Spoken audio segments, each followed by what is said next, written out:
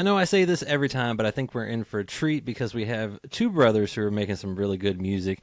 And, like I always say, this show takes us everywhere. We're headed down to Florida where it's warm and sunny, I hope, for them at least.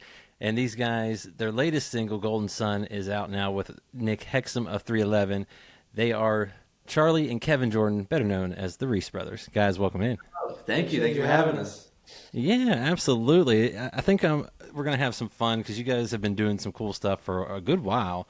And, but this is Bar Conversations. I was trying to figure out what to pair with y'all because I was like, they're down in Florida. I don't really have any Florida bourbon, but I was like, you know what? Little something different. Larrikin Rosewater, bourbon cut with rosewater. Nice. So I thought that was fitting for y'all. So Heard of that. Yeah. So are you guys? This is Bar Conversations. What are you guys drinking tonight, or enjoy these days?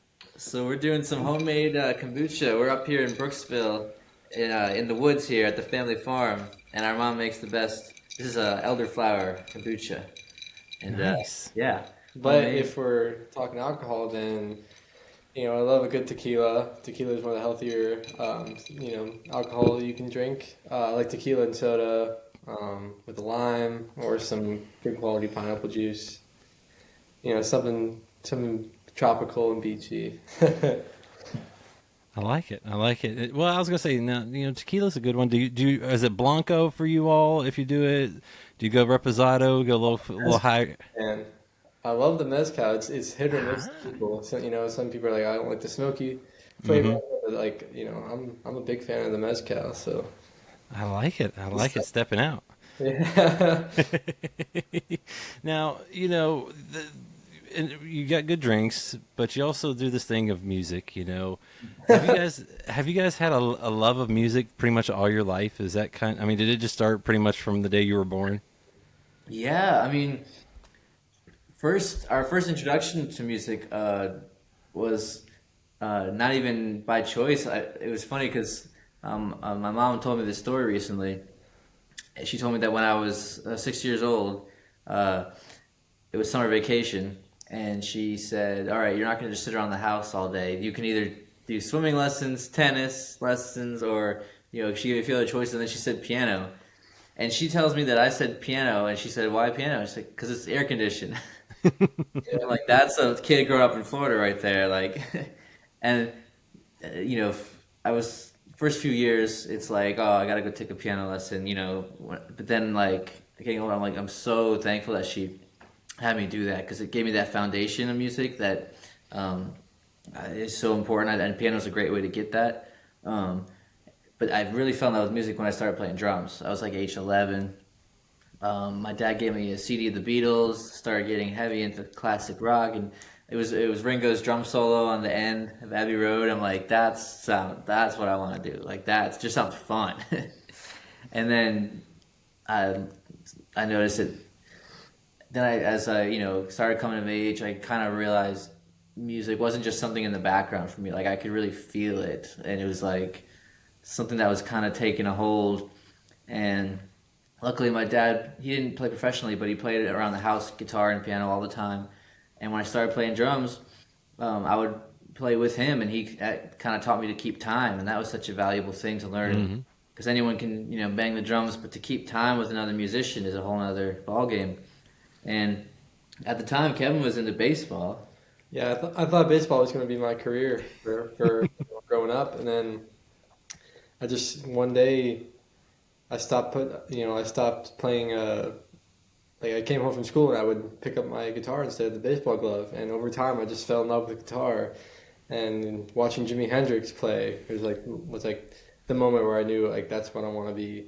Yeah. So gave up on YouTube, by the way. Yeah, not. I have to clarify. And then I gave up the baseball dream, even though we still on tour. We'll bring our gloves and bats and find the field on the day off. But it's still, one of our favorite things to do. But music, we just both fell in love with, and realized that could be a solid career for us. And so we started the Ries Brothers. Well, we started a band in middle school with some kids, and then pretty much one by one they stopped showing up for rehearsal. It's kind of how it, and we were kind of left, and we were like, well, we want to do this. Can't find anybody else who wants to do it as much as we do, but we want to do it. So can we be a duo? Is that a thing? Can we be just two people doing it? So I, this is before I even, we were still young. I didn't know Black Keys, the White Stripes. I didn't, all I knew was like classic rock and bands. I'm like, can we do this in the movies? I'm like, but I love the Doors. The Doors were my biggest inspirations growing up, and Ray Manzarek played their. They never played with a bassist live, and because Ray played the key bass on his left hand while he played the organ with his right hand. And I was like, well, if they can do it without a bass player, maybe it can be done. So I got a key bass, and then taught myself to play drums with my right hand and key bass with my left hand, just so we could have a full sound. And then we learned enough cover songs. We only had like one or two originals back then, and we learned enough cover songs to go start playing at beach bars here in Florida. And a family friend owned a seafood restaurant, and that was our first paying gig. And I was a freshman in high school, and Kevin was like in 6th grade when we started playing bars. I love that. And you talk about kind of being around music. Now, was your mom and dad, were they like? Did you grow up in a musical family, or did they just like music? So actually, yeah, my parents weren't professional, but my dad was a huge fan of music and always was playing piano in his spare time and guitar. But our grandparents, my mom's parents, were both classically trained. They were both in the Chicago Symphony, actually. That's where they met. So yeah, any chance that they live in Wisconsin, any chance we got to visit them and learn, and they were even way above, we're not classically trained by any means. So getting to talk music with them is a whole nother level for us. So, but we like to think that maybe some of those genes seeped in, Yeah. We hope, at least. Well, and I think they did, and you kind of talked about like the stuff that you guys kind of gravitated toward, and Charlie, being able to kind of play the drums, the bass at the same time. I mean, you feel like you can try to add a third one in there if need be. I mean, Right. how does that work? Then I started singing because I'm like, we need a lead singer. We were both pretty shy, but I'm like, I think I can give this a shot. So then that kind of stuck, and then I had to take on the singing role too. But I can't play strings to save my life, so I'm blown away by what he does. Yeah, if he was able to play guitar too at the same time, I wouldn't even need to be here. So Yeah, be doing these interviews solo. and getting Well, home. Yeah. well, I was gonna say, thankfully, he wasn't able to do it all, and Kevin, Yeah. you play the guitar. I think you also play the ukulele, a couple other things. I mean, you guys are both multi-instrumental. Yeah, I don't play them all at the same time, but I try my best. Yeah, I But yeah, play that's ukulele, melodica, some bass. one of my favorite parts from the set is he pulls out the ukulele and plugs it through his distortion pedal, and he starts wailing on the thing, and people are like, "What is that? Like, what is he doing?" That's my favorite part because it's always like one like college age like frat bro in the crowd like what like when he plugs in the ukulele. Yeah, I love that part. Well, and you guys talked about some of the music you grew up on or picked up. So what music though had an impact on y'all, and whether that's early on in life or even to now, like that you still kind of listen to and enjoy. Yeah, so my journey started in classic rock, Beatles and the Doors. And high school it was Chili Peppers, Nirvana, 311. It was then I fell in love with like blues and blues rock, Black Keys, and Gary Clark Jr. as far as modern blues goes. And then Kevin got me into the reggae stuff.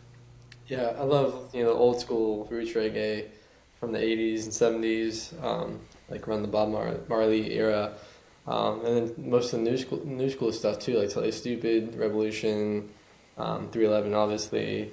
So it's I feel like especially Jack Johnson, he was like one of my favorite artists growing up, and he's very underrated as far as guitar playing. Like a lot of people kind of overlook that, but like the way he plays guitar and develops his melodies, and he doesn't overplay, but it's just like he plays at the perfect times, and everything's so melodic and so passionate. But yeah, I mean, as far as guitar playing too, Buckethead is one of my favorite guitar players of all time.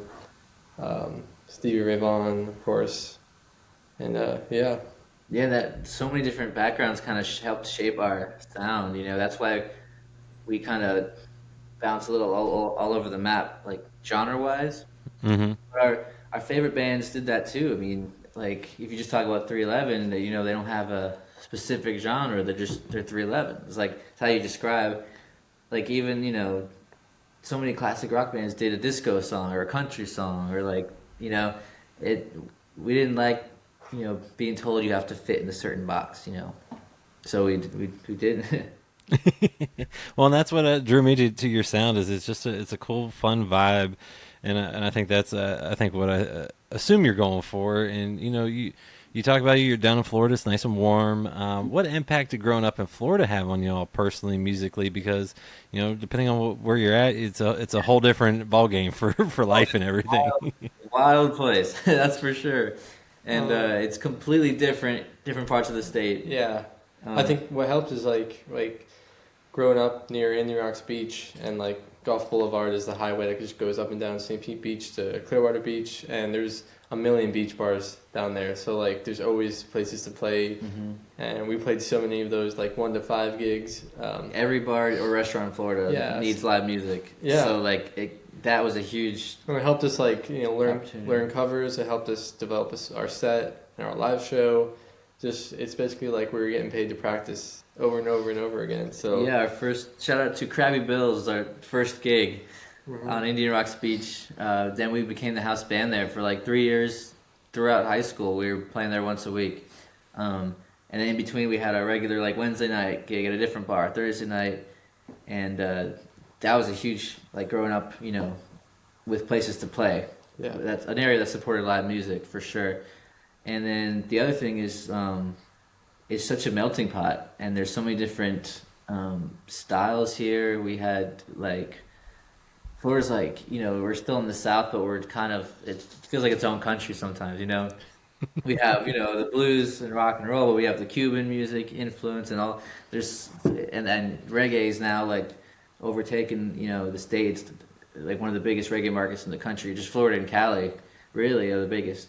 So having that definitely helped shape our sound, because we saw the bands around us who were local bands that were doing well and starting to get out of the area and starting to tour nationally were mostly in the reggae rock circuit. And we made friends with a lot of them, and some of them took us on our first runs out of the state. And there was a big sense of like community in the reggae scene around here, that everybody kind of helped each other out, and we would all say, hey, we're all going to come up together. We have a common goal. We're all trying to get our music out there, but if we all band together and throw big shows together, throw festivals together, like we'll try to all do it together. So that was really cool to be a part of that. And so I definitely think it helped shape who we are coming out of here. Well, and you talk about being able to play at such a young age on the bar circuit down there, the beach bar circuit, and like you guys said, I mean, you cut your teeth that way. You actually learn how to play a show, which makes a big difference. It's one thing to record an album and stuff; it's another to put on a show. And what was it like when you guys got up there as teenagers and stuff like that? Were people like, "What are we getting into?" Or like, what was that like? you have All no the time, idea. yeah. We'd walk past the picnic tables of, in the outdoor part of the restaurant. People just eating their clam chowder, and they're looking up as we're coming in with our gear, and they're like, what is this? Like, And like sometimes when we play our like 1 p.m. to 5 p.m. slots, the TV right above the stage is playing soccer, and you have all these soccer fans that just want to watch the game. well, that was and always happened because it's on earlier coming from like the UK and stuff. So we were always setting up during the soccer games, and then we were playing during the football games. Right. Like, I'm up there like I feel like these people just want to watch the game and drink beer and like the first whole year playing, I felt like nobody wanted to hear us. Like, we're just in the way, but hey, we got to learn. This is, and then it wasn't until like the second year playing there, they moved us to the Saturday night slot. We were always like Sunday 1:00, but then they moved us to Saturday, and we started getting like a local following of regulars, and it felt more like a show for sure. But yeah, first year of playing all these different spots and doing open mics and stuff, you know, you just feel like you're kind of in the way. But you have to go through that, and you have to do it to learn. Like, because like you said, it's so different than recording music or even just posting on YouTube in your bedroom playing, because you learn how to interact with the crowd, you learn how to craft a set list. And there's only one take live. You can only Yeah, and you see, like, you could think you're the greatest thing, and then you go out there and it humbles you quick, you know. But you need that. It's so important to grow as a musician, to be humbled. You know, it's very underrated, being humbled. yeah. It can really do. Well, yeah, and I mean, and it's got to be, like I said, at that age, kind of nerve wracking, because I mean, you're up there young and in front of everyone, and you know, one thing I was curious about, you know, your name's very straightforward. It makes sense that when it was just down to you two, that's all that was left. But did you ever think of a different name than the Ries Brothers, or was it just like, this is who we are and that's it? What happened is we got our first gig before we had a name. Our parents were helping us out at the time because we were young. Like I said, I was freshman in high school. Kevin was still like in 6th grade, so they were helping us out, like helping us booking, because it was their friend actually that owned the restaurant that we started playing at. But they're like, I got them on the books for 1 o'clock. What's their name? And my mom was like, what's their name? Oh, just write down the Ries Brothers and we'll think of something. Yeah. And that's literally how it started. And then we were kind of like, you know what? Like, that's our identity. Why not just go with that? Yeah, it's kind of, I don't think we even gave it a real thought of changing it. Yeah. Might be too late now. Yeah. Maybe it seems to have worked, and you know, doing this as brothers though, how do you kind of manage the dynamic of being both kind of family and bandmates, especially when you're on the road and in the studio? I mean, there's definitely fights that go down, but I feel like once we're on stage and playing music together, it's pretty, like, we're on the same page always. Yeah, it helped us get along, I think, playing music, because Yeah. we'd get into a fight over a song in the set, or, you know, something in rehearsal or something in writing, and then one of us would walk out of the room like, I'm done, and I'm like, okay, but we're still a band and we still live together, so you're gonna come back at some point, so we might as well get along. Like, you can't just, you know, like, we're still young enough, we have to live in the same spot, like, we better get along here. So then we were like, you know what, yeah, all right, let's just figure out how to work together best. And we kind of figured that out early on, to work together in a way that we have this mutual respect, you know. And Yeah, we came to an agreement that I get 55% and he gets 45%. It's just how it is. I like it. He's like, no. No, he's like, wait a minute. anything. Oh well, I feel the brotherly love there, and you know, for y'all, like, I mean, basically, you said, like, you saw drum solos, you were like, that's it, Jimi Hendrix, that's it. I kind of want to do that. So, was there ever a thought that there'd be something y'all would be doing besides music, or was music pretty much the career goal? Not maybe not career goal, but like, this is life, and this is what I want to do. From early on, for me, for him, he was a very good baseball player. He won the Florida State championship for 11 and under, and he thought he was going to go play high school ball and then try to play beyond that. But for me, I knew pretty early on that I wanted to do something in music. I didn't know totally that I would be performing, you know. From early on, I said, I want to be involved in this somehow. Like, somehow. I don't know if I'm going to be a producer, a promoter, I'm going to run a venue, work at a venue, but I'm like, somehow I want to be close to this, because this is magic, you know, this is special. Like, I could definitely see him as a producer, not an engineer. Like, no, I'd be a terrible engineer. I don't know any buttons do. I can see him like the guy just sitting back with his arms crossed. Yeah, I could do that. I don't know what any of the buttons do, but Yeah. But I know what a song needs. Wearing the dark sunglasses inside the studio. Yep. Gold chain. Gold chain, that means I'm doing pretty well as a producer. Yeah. Unless it's fake gold, and then it's, you know. I suppose You'll never know.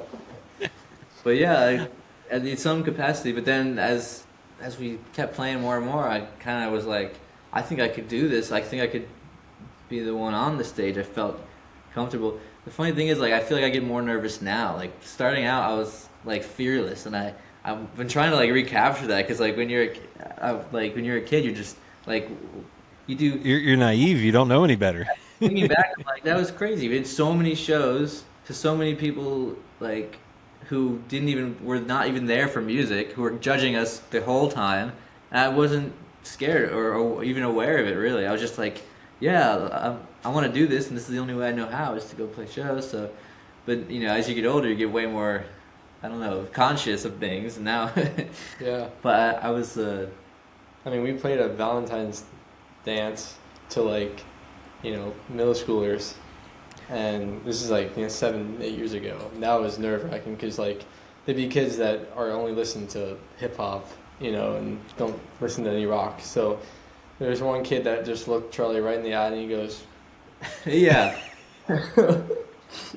That was another early humbling experience to have, because playing the bar circuit, you're not playing to people your own age, So like that was one of our first shows with like kids our age, and this guy just looks like right at me. He's like, I'm like, oh damn, this is kind of brutal. It can be like this sometimes. I learned so much in that one moment.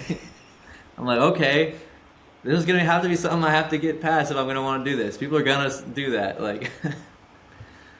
Yeah, you're not going to be able to please everyone, but there are people that do love it, and I think you've been able to find that along the way. And one of those that enjoyed it was one of the guys from the legendary band Chicago saw you while you guys were playing a gig.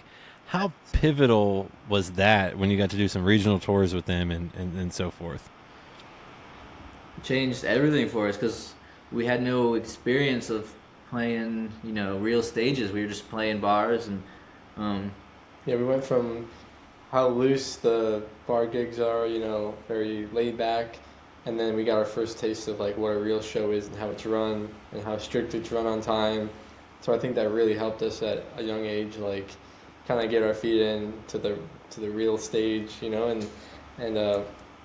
got us to the point where we were kind of learning how it is in the big time, like. Yeah, they gave us a taste early on. How professional everything is at that level. It's crazy. And we took note of everything, and we were like, we want to be a part of it. Like, this is how it's done. This is how it's run. And the story that always sticks with me is one of the shows we did. It was Ries Brothers, then it was REO Speedwagon, then it was Chicago. Was the bill, and that one was in Atlanta. And the stage manager for Chicago, he took us aside right before he went on, and he said, all right, you guys have a 15-minute set tonight. He said, if you play 16 minutes, you'll never play with us again. So I was like, oh, shit, okay. So we ended early that night, and it instilled in me, like, so early on, like, if you want to be in the big leagues, like, you got to be on your stuff. Like, this is professional, and you have to be... throw the ego aside and like just be there to make the entire show better. It's not about you're there to make not only the entire show better, but everyone in the crowd's their night and their experience. And it's like if you want to, that in that one moment, I learned so much just by his one, sentence to me. I learned so much about like, oh yeah, I'm not here to be a star. I'm here to, I'm part of something much bigger. Like. And because and just speaking of the audience alone, it's a pain. You gotta find a babysitter. You gotta get in the car or take an Uber and go. And the tickets aren't cheap. And so like, you're there to give them the best night possible. And that was so crucial to learn early on. And we took that experience back home. And because that's funny because I feel like both sides, the musicians and the audience, both kind of don't know what's going on. Kind of like, so the musicians, like, you don't know that how they call for a babysitter to get there. Tickets are expensive. You're working 9-to-5 job just to buy those tickets, and some of them are, if you're an amphitheater band, some of them are hundreds of dollars. And so, but as an audience, they don't know how long the band drove to get there, how much they've practiced to get there. If they broke down the side of the road, they finally made it to the show. So it's like everyone's doing the sacrifice to make the show happen. So it's cool. Well, and you guys have been able to do it a few more times since, and you've also been able to work with some cool folks. You know, the Lumineers, Gary Clark Jr., Steve Miller Band, so many different people that you've been able to work from those groups, G Love, and so forth. So, what's it been like to, continue to gain that experience and also make probably friends now that you may not have thought of back then? It's pretty surreal to think, I mean, we still have obviously places we want to go, goals we haven't reached yet, but it's important to also look back and say we have come a long way from that band who played Krabby Bills, and at 1 o'clock, and we didn't know anybody in the business. All we knew is we wanted to be a touring band, and we were like, how do you do that? You just got to go play. And we noticed the more times we played, the more people saw us and started talking about us. That led to more shows, and then we started getting local openings at the local performing arts center, and then things just rolled and rolled, and then all from just playing out live and putting in the work. And that's how we met all these amazing people, was just from shows and getting on. And we found a real manager from all the dates we were doing, and then started playing outside of the state. And then our first tour nationally was with G Love, and then we went on 2 more with him afterwards and became friends and did a song together, and then led us to a tour with Iration, and we did a song with them, and it kind of steamrolled like that, where all the relationships we've made have been very organic, and just from going from show to show, one show at a time, really. Yeah. Well, and you got some new music that's come out recently. Two Yes. singles at the start of the year, Come Out Swinging, and then Destination Unknown. Two totally different vibes on it, and I love Destination Unknown. I think it's a fantastic one. It's one I have on repeat. So talk a little bit about how those two came together and why you kind of put out maybe 2 slightly different, feelings of everything.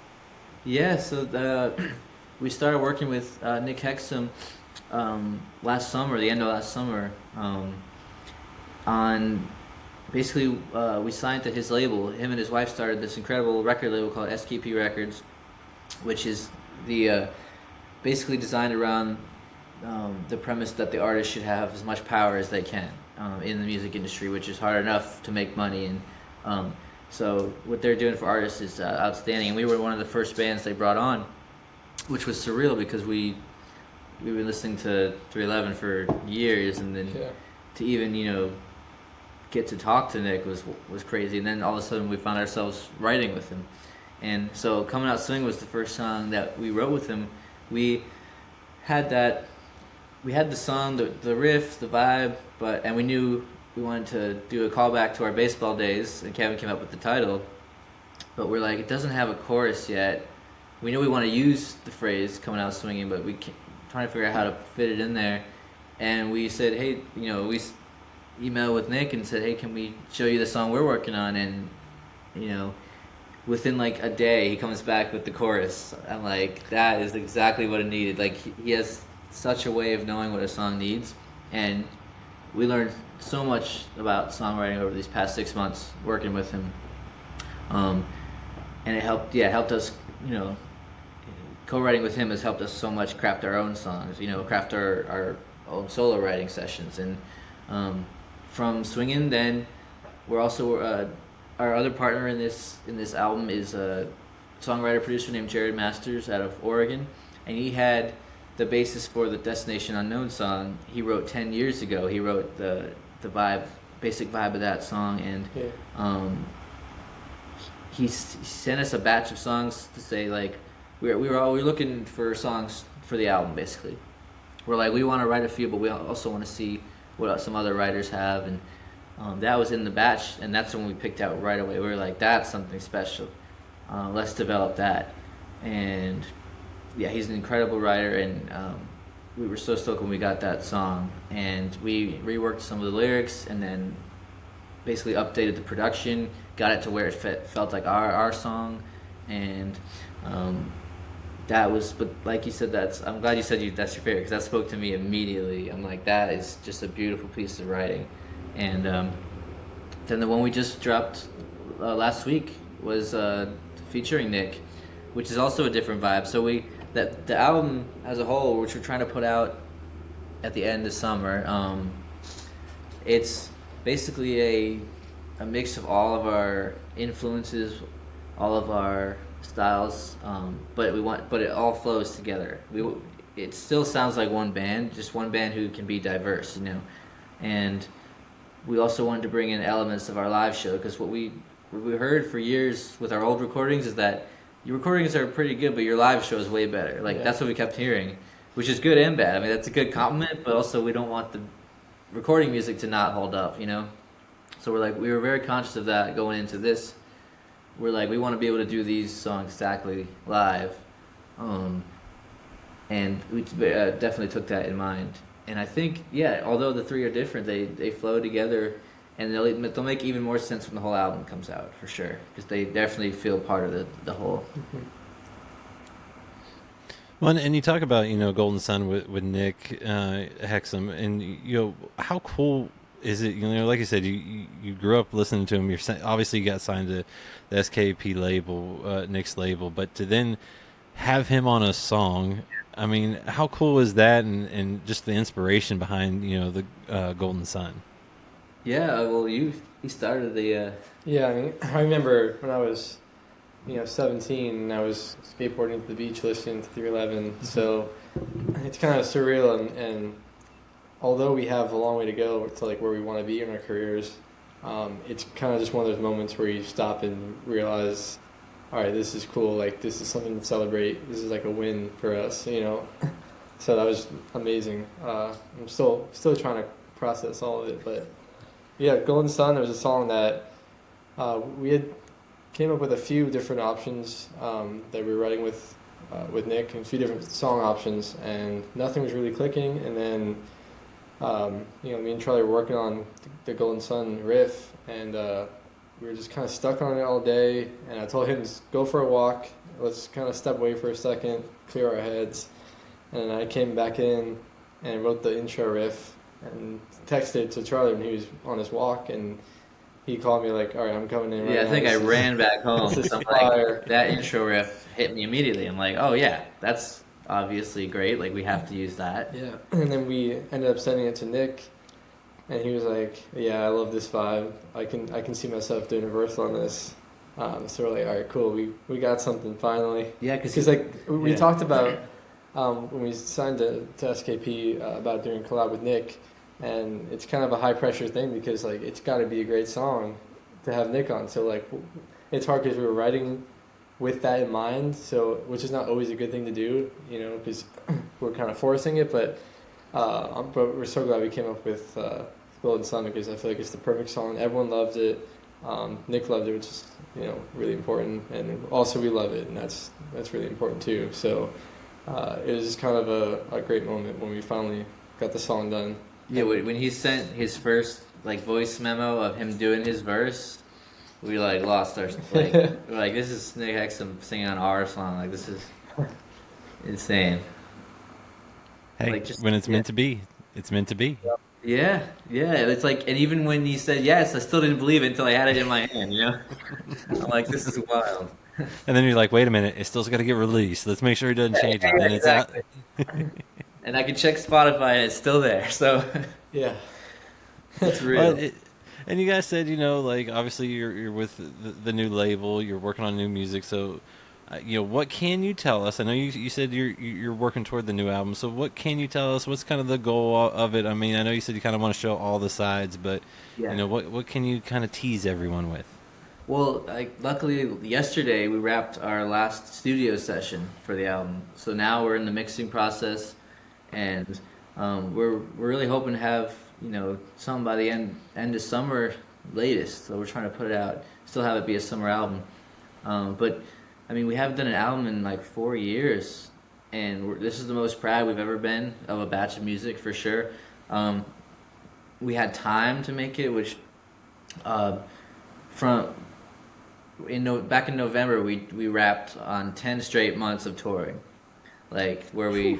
Yeah, so we kept saying we need to get a new album rolling. It's been so long, but shows kept coming up, tours kept popping up. We didn't want to say no to, because we love the road. And we say, we're gonna bring our recording stuff on the road, and we'll get some stuff done. It never happens, because it's just when you're done with the show, it's overnight drive, and then by the time you finally get to the venue, you're exhausted and you need Right. to use that time to sleep. So it's And not, then we'll say, oh, look, there's 2 days off on this week. Let's do it then. And then when you have a day off, you're like, I want to sleep all day. I don't want to hear music. I don't want to play music. I don't want to hear. Yeah, exactly. I don't want to write music. I don't want to look at my guitar.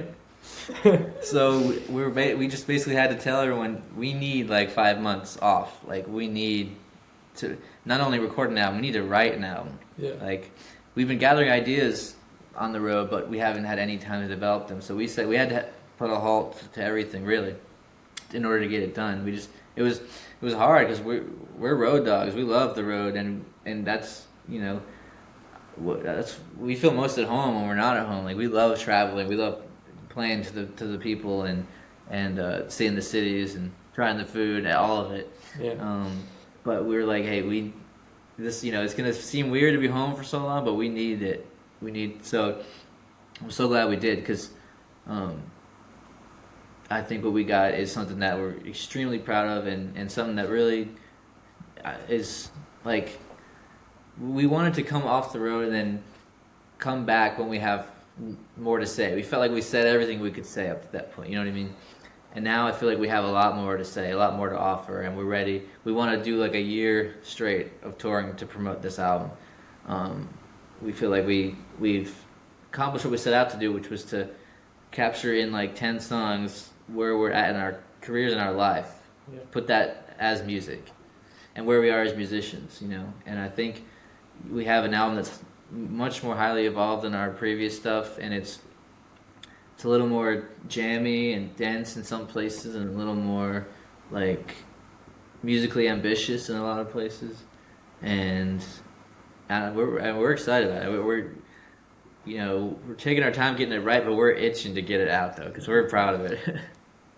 Well, like I said, everything I've heard so far is fantastic, and you mentioned you love touring, you love playing the festivals. You're still doing a couple festival dates, coming up. I mean, what's the best part for you all about being on stage? I think just not thinking about anything, just being in the moment and flowing and It forces you to be very present. That's for sure. Yeah, and that's what I love about playing is like. We'll play Golden Sun, for example. We could play 100 times, and I won't play like a solo in it the same way twice. Like you have to make it different every night. Every time I do a guitar solo, it's never planned. It's always just off the top of my head, and that's what I love is constantly creating something new. And like obviously the songs are you play them the same way every night, but as far as the soloing and kind of like just jamming. That's the funnest part. It's just being in the moment and playing whatever comes to mind. Yeah, it's like you play a set, whether it's 20 minutes or 90 minutes, but it's not just those 90 minutes. You're playing a set of 10 plus years of work, to get that set together, to get your chops together, and it's like all your, history of playing music comes to fruition when you're on stage. It's and all your work behind the scenes, whether it's recording, writing, driving to the venue. They don't tell you that when in music school. Most of the music business is driving. And hoping you make it. Yeah, exactly. Hoping you don't miss sound check or blow that tire, Yeah, we just played at a festival in Ohio on Saturday and blew a tire on the way. Yeah, most people think it's driving to get to the show, but it's playing the show to drive. Like to drive to the next city. Yeah, which is we're professional drivers at this point. When we started bringing other musicians on the road with us recently to back us up, and that was like the biggest thing early on. We learned when auditioning people, it's like, yeah, if they're a great player, that's one thing, but 23 hours of the day you're spent with them not playing. So we have to get along, and they have to be chill and like. Yeah. And not everyone's the best travelers. There's some divas out there, you can't have high expectations for anything on the road. You got to be comfortable with the basics. You have to be like, screw it, I'm up for anything. That's what you have to be when you can't say, well, I need to eat by this time. I need to do this, and like if I don't get my shower tonight, you can't. We're sleeping at truck stops. We're sleeping at Walmarts. When someone asks us how much sleep do you get at night. Between 2 and 6 hours, and it varies every night. Yeah, or on an off day, you can get 15 hours. Yeah. So, It averages out in the end. yeah, exactly. Well, and you talk about being able to travel, and like when you guys sound like you're the type that when you do travel, you want to, and if you have the time, you want to, check out the town, eat the food. Absolutely. So you've done cruises, you've done tours. What's your favorite place y'all have been, or maybe most memorable, memory type deal from your travels? Let's see.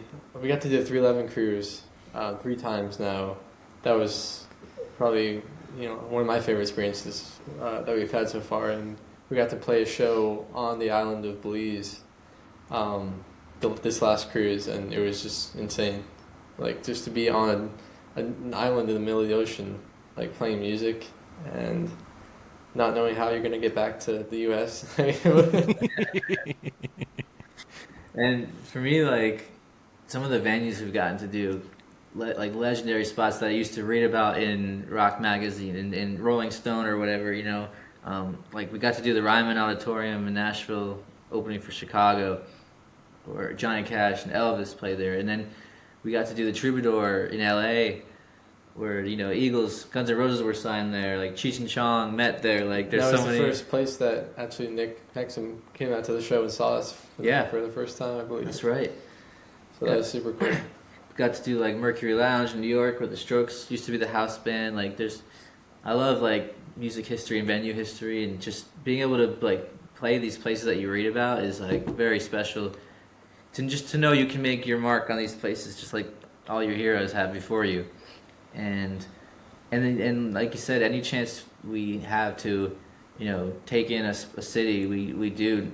Like we love, if we have any off day, there's either two things we'll do. One, we'll either find a baseball field wherever we are, and we'll get the whole crew out. We'll get our balls and bats and go play, or we'll go, park in an RV park and Uber into the city and just try to find some local spots and try not to do anything too touristy. We try to find the heartbeat of wherever we are, and see what it's like, and which is cool because we usually ask like people who come to our show, just ask them what they do, where they go to eat, what's their favorite spot in town, and we learn a lot about the country that way. And I think that's my favorite way to see the country. I hate flying, so if I can drive, I will, because I just love. It's such you get such a unique perspective about the country that you don't get if you just fly from coast to coast. Yeah. Absolutely, and you talk about all the cool places you've been able to play, being able to actually be on stage and share the music, you got new music coming. So I always love to ask this question toward the end, and that is, what's y'all's favorite song right now to perform live? Ooh, that's a good question. For me, it honestly might be Destination right now. I think Kevin does that high harmony, and the way our voices have been blending, I think, and we just do it acoustically. We go to the front of the stage and just sing the song, just like we're busking or something. We just, and it's like a very special part of the show because the rest of the show is loud. It's in your face. It's rock and roll, and then we just like strip it down, get close to the audience. It's just two voices and a guitar. That's like my favorite right now to do. Yeah, I would have to say. Kevin's gonna say whatever his longest solo is on. Oh, it's probably Reflections at a Turning Point. It's an instrumental off the EP recently released, and it's just like one of the songs where I just basically solo the whole time. So, well, he's got a couple of these instrumentals that are fantastic because you don't always need a voice to really say something, and his guitar is, I think, a great example of that. Like I feel like emotion in these songs, and there's no lyrics, and so I think that's really cool when you can, in this day and age, when you can reach that point without, in a world where where attention spans are so short, if you can give someone real feeling and emotion without even, putting a lyric into the listener's mind, like that's pretty cool. Yeah. Well, I love that, and like you guys said, you got the new album hopefully dropping by the end of the summer. You're hoping to tour for a good while supporting it. So what else can folks expect from you, the rest of this year? For shows, we got August 29th. We're going to be out in Oregon at Reggae Rise Up, Oregon. It's the first time they're doing that festival out there. So it's the inaugural one. That's going to be fun. We've got a couple fall tours in the works right now. We're going to be putting a hometown show on sale next week. But this album has been the priority. But you can expect a ton of shows. You can expect pretty much every U.S. market we're gonna for 2026 is like that's our plan. When this album drops, bring it to everybody. What part of Kentucky are you in? Lexington. Okay, so yeah, we'll probably definitely make it up there. Yeah. I love to hear that, and I can't wait for y'all to share the music, and hopefully people give it a chance, because like I said, Destination Unknown, Coming Out Swinging, Golden Sun, all those have been great so far, and I can't wait to see what you put out with the rest of the album. And if, like you said, if people were saying the songs are good but the live show is better, Yeah. I think I need to get to a show, and so do others. And I'd love to have another show. and Charlie, Kevin, thank you for sharing a drink with me and Absolutely. sharing your story, man. Cheers. I appreciate you.